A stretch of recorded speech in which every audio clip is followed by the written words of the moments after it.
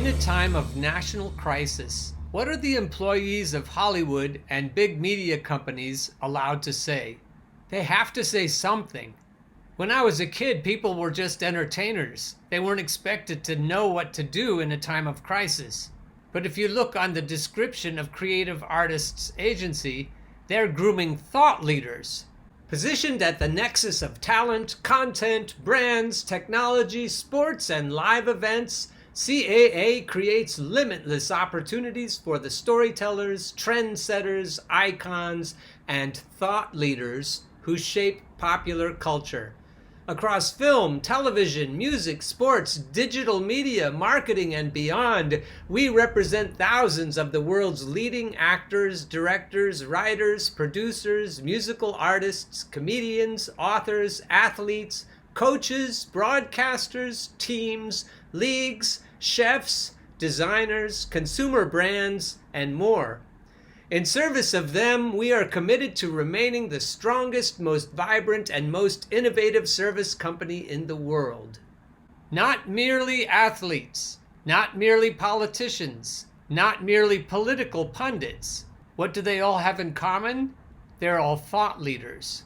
In a society that relies on the consent of the governed, we have to be able to tell the governed what to think. We have to manufacture their consent. And that's where the thought leaders come in. In an oligarchy masquerading as a democracy, the thought leaders are a key component of our control.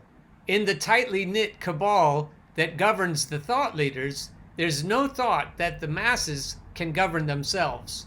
Back in the days of slavery, it was easier for a master to know what to do.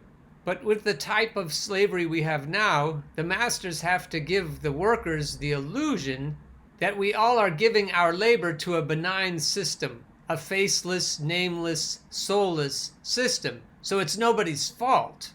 There's no one to blame for low wages. We can just blame the market. When people complain that they lack the basic necessities, we can just blame it on the market. The market won't support everyone having what they need. It's not my fault, say all of our employers. But what we're figuring out is the system is personal. It has architects. And they don't give a fuck about the workers.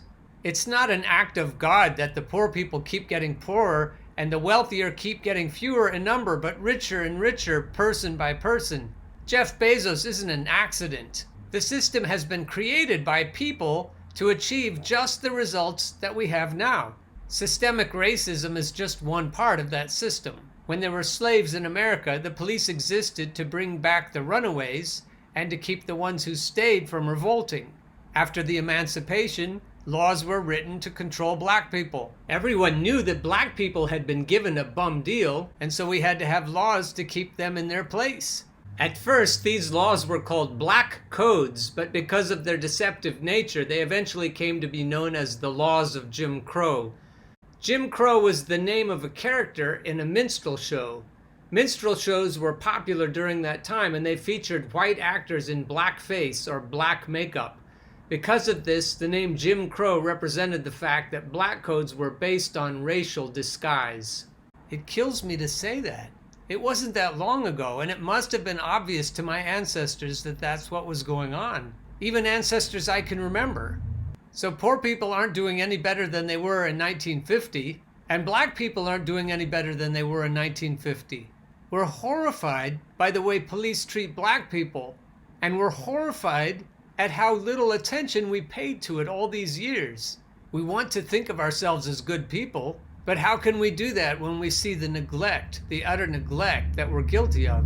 But what I'm waiting for is to see the horror at how badly people have been treated who are not born into the lap of luxury, or even into comfort.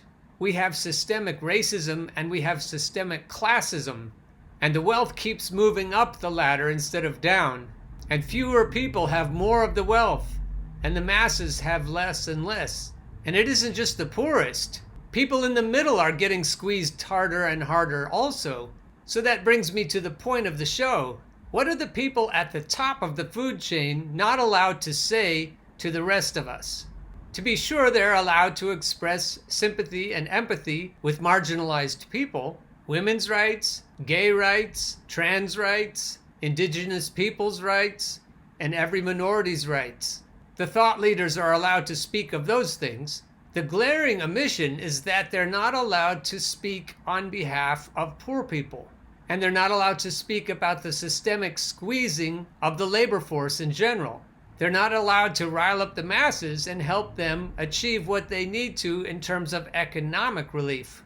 In the past, it would be easy to just call them commies or socialists, but that isn't working as well as it used to. Whether we're talking about predatory capitalism, predatory socialism, or communism, or fascism, it's the predatory part that matters. The masters have been squeezing the workers for a long time, and it doesn't matter much which system they use to do it. Our employers currently are not allowed to beat us into submission if we're not obedient enough, or professional enough, or civil enough, or polite enough at work.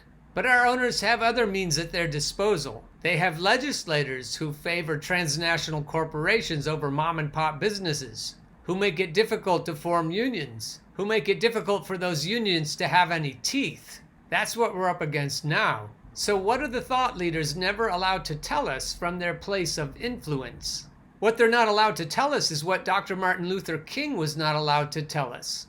What he and Malcolm X were agreeing on before they were both murdered is that poor people should stick together. What these wealthy pundits, actors, entertainers, and even athletes are not telling us is to keep the rioting going, to keep the looting going until we get what we need.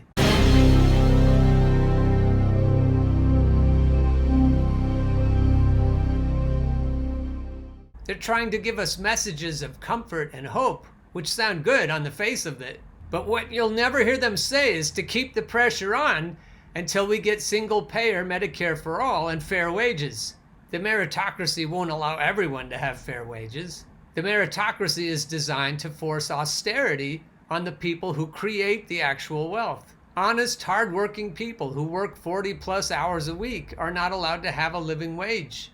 They work for Walmart and they have to apply for public assistance. They work for Amazon and Target and they have inadequate protective equipment to help them stay safe and healthy. The big corporations deem them essential. What a wonderful feeling to be essential.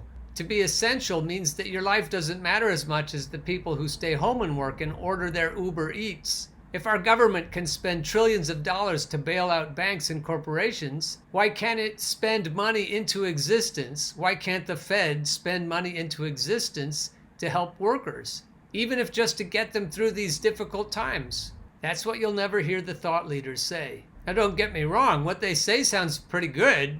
It's really difficult to find anything to criticize in what they're saying. They sound empathetic. They sound like they give a shit. But the owners don't give a shit. It's a big club, and you ain't in it. You and I are not in the big club. By the way, it's the same big club they used to beat you over the head with all day long when they tell you what to believe. All day long, beating you over the head in their media, telling you what to believe, what to think, and what to buy. The table is tilted, folks. The game is rigged, and nobody seems to notice. Nobody seems to care. Good, honest, hard-working people, white collar, blue collar, doesn't matter what color shirt you have on. Good, honest, hard-working people continue. These are people of modest means. Continue to elect these rich cocksuckers who don't give a fuck about them. They don't give a fuck about you. They don't give a fuck about you. They don't care about you at all, at all, at all. This is what they're allowed to say. A lot of people who vote for Democrats, who support causes, who share all the right stuff on their Instagram page and all that sort of stuff, you know, to be honest, don't have a lot of personal black friends, don't have a lot of personal skin in the game, don't hire a lot of African Americans, don't have African American lawyers or accountants or dentists or, you know, places where the black community does have a lot of professionals stacked up. They don't avail themselves of those services. They will call the cops, just like that woman in Central Park, you know, in an instant. And, you know, and act just like, I mean, the Ku Klux Klan wouldn't have acted any better or any worse than that white woman in Central Park calling the police on that black man for no reason and saying, a bird watcher. He's a bird watcher.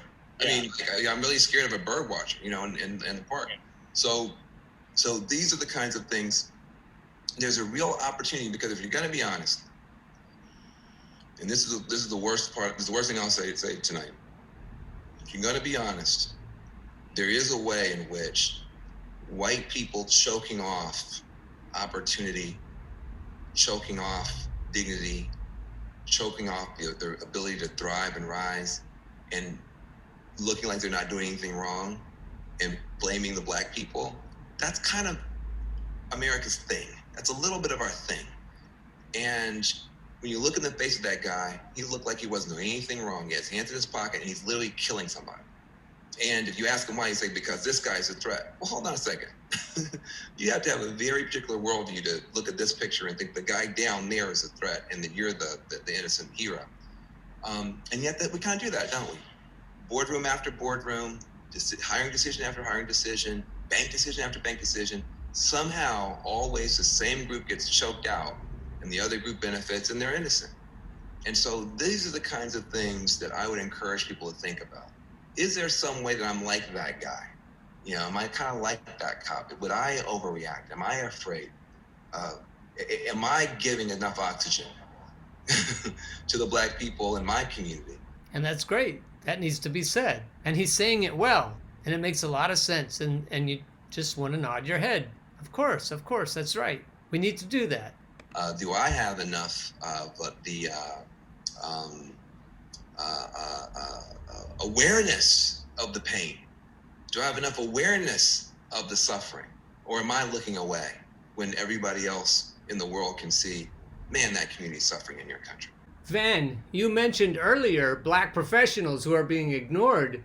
Are you personally aware of the suffering of workers of every color who haven't enough to eat right now? And now's the time for the punchline.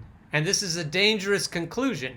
The thought leaders who have come to this conclusion in the past are dead now, or they've been ruined by red baiting, or their vaunted position was removed, and then they just became ordinary people, dismissed and discredited. The conclusion that should be staring all of us in the face is that we need to pay the workers their fair due. We all need access to a good education, K through 12 and higher education. We need to save our fucking planet. We all need that. We need to pay all workers fair wages.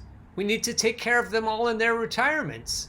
We live in the wealthiest country in the history of the earth. If we were taking care of all of our workers, we wouldn't be in the mess we're in right now.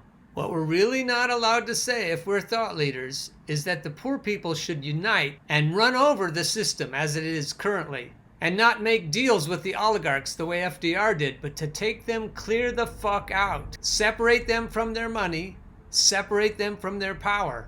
Don't let them run things ever again. Come up with a system that makes bullying of the workers impossible. Not some other kind of feudalism, not some other kind of indentured servitude, not some other kind of slavery. If we have to keep it competitive, okay, but don't let people starve. Don't force people into for-profit prisons because they're poor. Don't force them into any kind of prisons because they're poor.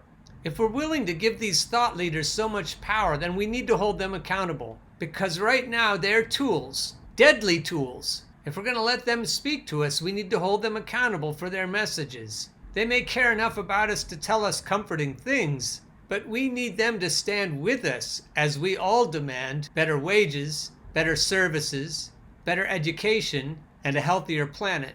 If they're not willing to tell us these things, then we need to stop listening to them.